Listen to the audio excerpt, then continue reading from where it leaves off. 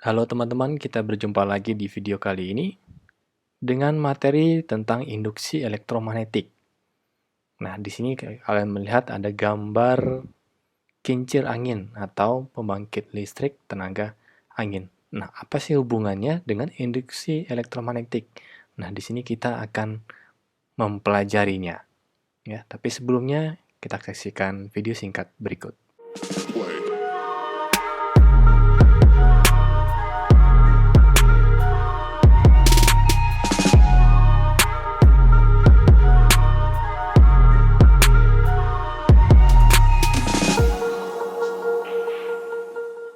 Nah, teman-teman, di materi sebelumnya tentang kemagnetan, kita sudah mempelajari tentang percobaan Ørsted, ya, di mana beliau membuktikan bahwa kawat yang dialiri arus listrik menimbulkan medan magnet. Nah, apakah medan magnet dapat menimbulkan arus listrik? Jadi dibuat sebaliknya. Nah, percobaan ini dibuktikan oleh Michael Faraday, ya.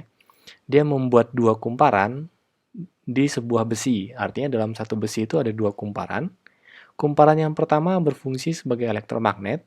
Kumparan yang kedua dihubungkan dengan galvanometer untuk melihat apakah akan muncul arus listrik atau tidak dengan cara menutup dan membuka saklar secara berulang.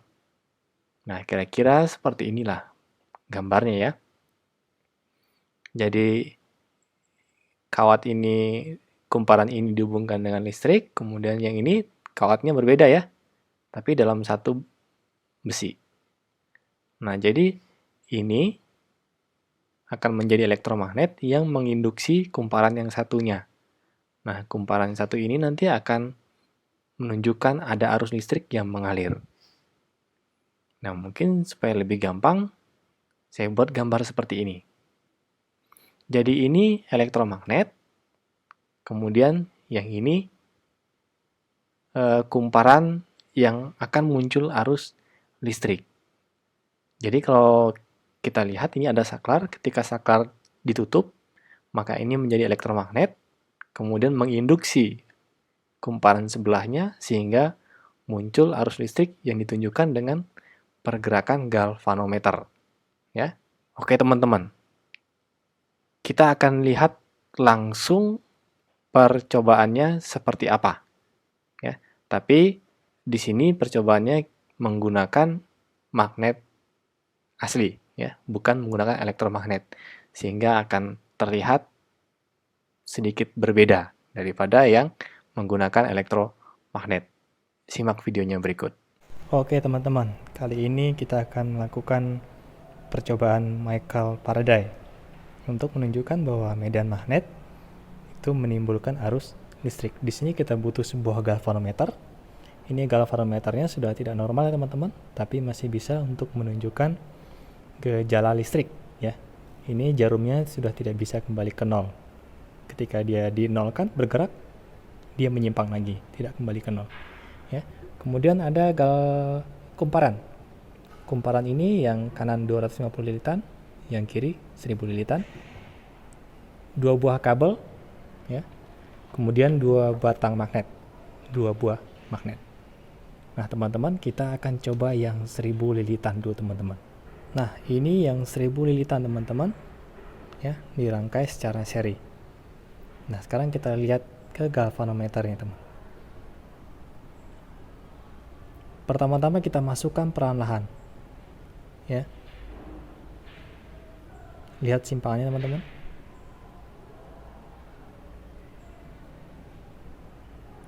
Lihat arusnya ya. Sekarang kita gerakan lebih cepat.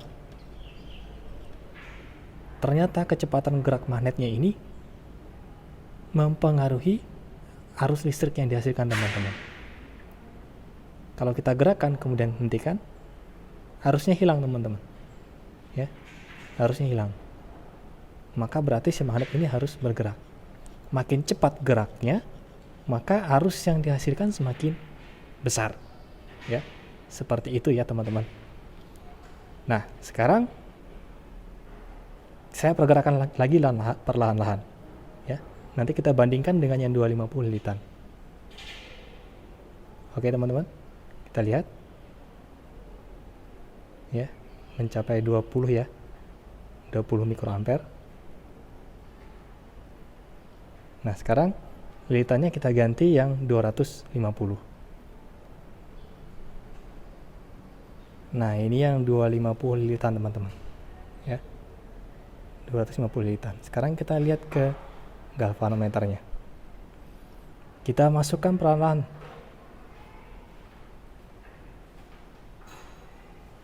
Ya. Lebih kecil teman-teman daripada yang 1000 lilitan. Ya. Ternyata banyaknya lilitan kumparan mempengaruhi arus listriknya teman-teman. Semakin besar lilitannya, jumlah lilitannya, maka arus yang dihasilkan juga semakin besar. Nah, sekarang kita bandingkan dengan satu batang magnet dengan dua batang magnet teman-teman. Kita lihat ketika menggunakan satu batang magnet ya, kita lihat simpangannya saja karena besarnya sudah tidak bisa dideteksi karena galvanometernya rusak ya teman-teman, segitu ya. Nah, sekarang kita menggunakan dua batang magnet teman-teman.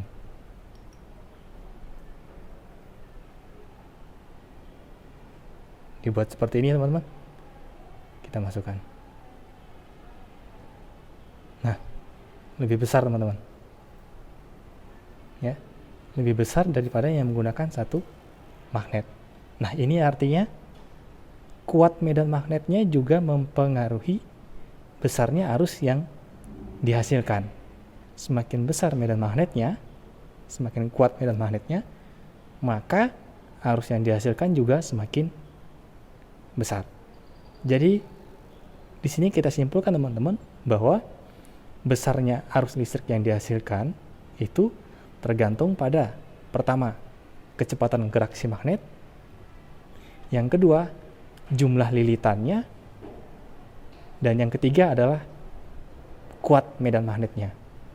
Dimana kalau jika ketiganya semakin besar, medan magnet semakin besar, jumlah lilitan semakin banyak, kecepatan gerak semakin besar, maka arus yang dihasilkan juga semakin besar.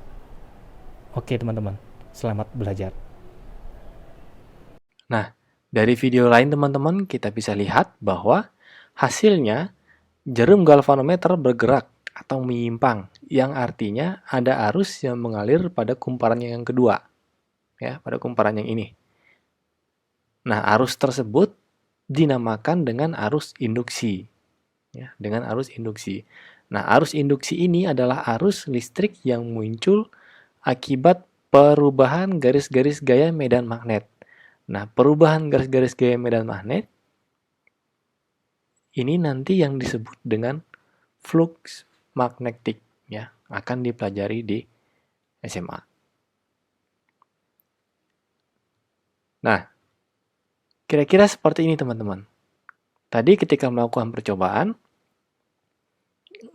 ketika magnetnya dihentikan, tidak digerakkan, maka arusnya berhenti, ya, arusnya menghilang. Tapi ketika magnetnya digerakkan, arusnya muncul. Nah, seperti ini teman-teman. Ketika batang magnet sebelum dimasukkan ke dalam kumparan, ini medan magnetnya seperti ini, ya. Nah, ketika sudah masuk dalam kumparan, bergerak, maka si medan magnetnya ini atau garis-garis gaya magnetnya ini akan terpotong oleh kumparan. Nah, terpotongnya medan magnetik ini oleh kumparan, ini akan menyebabkan perubahan garis gaya medan magnetik yang akhirnya menimbulkan arus. Nah, maka dari itu, perubahan garis gaya ini harus ada setiap saat. Nah, maka dari itulah ketika si magnetnya dimasukkan kemudian dihentikan, ya, si arusnya menghilang. Karena apa? Ketika dia berhenti, perubahan garis gaya ini tidak ada. Ketika dia digerakkan, maka ada perubahan lagi garis gaya. Ketika itu, arusnya kembali keluar. Nah, untuk itu makanya si magnetnya ini harus digerakkan terus-menerus, keluar masuk supaya si arus induksi ini terus ada. Nah, Munculnya gejala listrik pada suatu kumparan sebagai akibat diinduksi oleh magnet disebut dengan gaya listrik induksi atau GGL induksi. Ya, kalau sebelumnya kita mengenal gaya gerak listrik, nah sekarang ada gaya gerak listrik induksi. Nah, GGL induksi ini muncul sebagai akibat karena terjadi perubahan garis gaya magnetik yang menembus bidang. Nah, ini tadi yang saya sebut flux magnetik. Dan kemudian dikenal dengan induksi elektromagnetik. Nah, bagaimana cara meningkatkan GGL induksi atau arus induksi? Di video tadi sudah dijelaskan, yaitu dengan cara menggunakan medan magnet yang lebih kuat. Ya. Ketika medan magnetnya semakin kuat, maka arus induksinya juga semakin besar. Yang kedua, meningkatkan laju atau kecepatan gerak magnet. Semakin cepat, arus induksinya semakin besar. Kemudian yang ketiga, yaitu memperbanyak jumlah lilitan kumparan. Nah, bagaimana menentukan arah arus induksi atau penyimpangan arah jarum galvanometer? Caranya begini, teman-teman. Pertama, kita tentukan dulu kutub elektromagnet, ya, menggunakan aturan tangan kanan. Ya, kita sudah belajar ya waktu itu yang tentang membuat magnet buatan. Ya.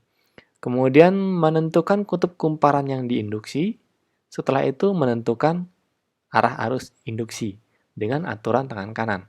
Nah, aturan tangan kanan yang pertama ini kita gunakan untuk mencari kutub utara, ya, kutub elektromagnet. Nah, aturan tangan kanan yang terakhir ini kita gunakan sebaliknya untuk mencari arus. Ya. Nah, jadi seperti ini teman-teman. Misalnya ini si elektromagnetnya. Nah, ini si kumparannya yang diinduksi.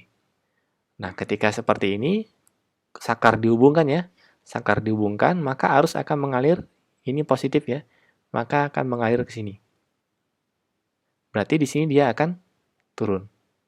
Ya. Nah, di depan di sini, ini lot belakangnya, berarti di sini turun, turun, turun, turun, turun, dan sampai sini. Nah, sehingga kalau menggunakan aturan tangan kanan akan menjadi seperti ini. Ya. Berarti jempol kita menunjukkan arah utara, maka berarti di sini utara, di sini selatan. Nah, terus kumparan ini kutubnya bagaimana? Ya, sama seperti ketika kita belajar tentang induksi magnet. Ya. Membuat magnet secara induksi, maka berarti yang di sini kutubnya akan berlawanan dengan yang ini. Di sini selatan, di sini utara. Nah, setelah ketemu ini, kita gunakan lagi aturan tangan kanan. Dengan cara utaranya ini diarahkan oleh jempol. Maka menjadi seperti ini. Maka berarti arusnya adalah ini ya. Berarti arusnya di sini turun. Nah, yang di depan di sini turun, berarti yang di sini naik. Yang di sini turun ke bawah, ke sini. Ya. Maka si galvanometer ini akan menyimpang ke sini. Nah, seperti itu teman-teman. Contoh lagi, satu. Nah, ini berarti ya ini positif ya. Ketika saklar dihubungkan, maka berarti arus akan mengalir ke sini. Ya, berarti di sini naik, seterusnya ya. Bagian depan ini naik. Nah, yang di sini turun. Nah, berarti menggunakan aturan tangan kanan seperti ini. Ya, yang di depan naik ya. Di depan naik, yang di belakang turun. Maka berarti utaranya ada di sebelah sini. Sedangkan yang di sini selatan. Maka dari itu yang di sini adalah utara. Yang di sini selatan. Kita gunakan aturan tangan kanan lagi. Si jempol ini mengarah ke utara. Putaran jarinya menunjukkan arah arus. Maka berarti di depan sini naik ya, di belakang turun. Maka berarti di sini naik. Ya. Sini naik, naik, naik, naik. Di belakang turun, maka di sini berarti turun. Yang di sini naik ya. Nah, maka dari itu si galvanometernya ini akan menyimpang ke sini. Nah, seperti itu. Tapi ya, ini jika menggunakan elektromagnet. Ya, jika menggunakan elektromagnet. Nah, bagaimana jika yang digunakan adalah magnet? Magnet sungguhan, ya, bukan elektromagnet. Magnet permanen. Nah, akan terlihat berbeda ketika menggunakan elektromagnet. Nah, caranya seperti ini. Ketika tadi di video percobaan, kita bisa melihat bahwa si batang magnetnya ini harus digerakkan keluar, masuk, seterusnya. Supaya si arus induksi itu selalu ada. Ya, supaya selalu ada perubahan garis-garis gaya medan magnetik. Nah, cara menentukannya seperti ini. Perhatikan terlebih dahulu kutub yang pertama kali masuk dan yang pertama kali keluar. Setelah itu, kutub kumparan berlawanan dengan kutub yang pertama kali masuk dan pertama kali keluar. Si magnet ya, kutub si magnet maksudnya. Kemudian, baru kita gunakan aturan tangan kanan untuk menentukan arus induksi. Contohnya seperti ini teman-teman. Ini ketika si batang magnet mau digerakkan masuk, maka di sini utara. Nah, maka si kumparan ini di sini akan berlawanan, maksudnya akan sama dengan kutub yang ini, yaitu utara. Nah, berbeda kan dengan yang menggunakan elektromagnet tadi. Maka berarti yang di sini selatan. Yang garis-garis putus-putus ini artinya di belakang ya. Nah, maka dari itu, dengan menggunakan aturan tangan kanan, utaranya ini harus jempol ke kiri, maka berarti di bagian depan ini, ya, di sini harusnya naik. Naik, naik, yang di belakang turun ya. Naik, naik, naik, naik. Sehingga di sini turun, nah di sini turun. Maka dari itu si galvanometer ini akan menyimpang ke arah sini, ya. Nah, masuk sini dia akan menyimpang ke sana, menyimpang ke kiri. Nah, setelah berada di dalam, ditarik keluar. Nah, ketika ditarik keluar ini kan selatan. Jadi yang pertama kali keluar selatan. Maka si kutub kumparannya ini di sini berubah menjadi selatan. Maka yang di sini menjadi utara. Kita gunakan lagi aturan tangan kanan, jempol menghadap arah utara. Maka berarti yang di bagian depan ini harusnya turun. Ya. Berarti yang di sini turun, turun, turun, ya, ke belakang, yang di sini turun, ke bawah, sini. Sedangkan yang di sini naik. Nah, maka si galvanometer ini dia akan menyimpang ke sana.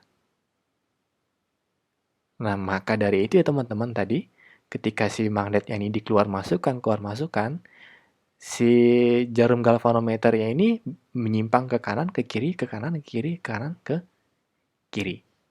Nah, demikian tentang induksi elektromagnetik. Nanti materi selanjutnya akan dibahas pada video selanjutnya. Oke, terima kasih. Semoga video ini bermanfaat.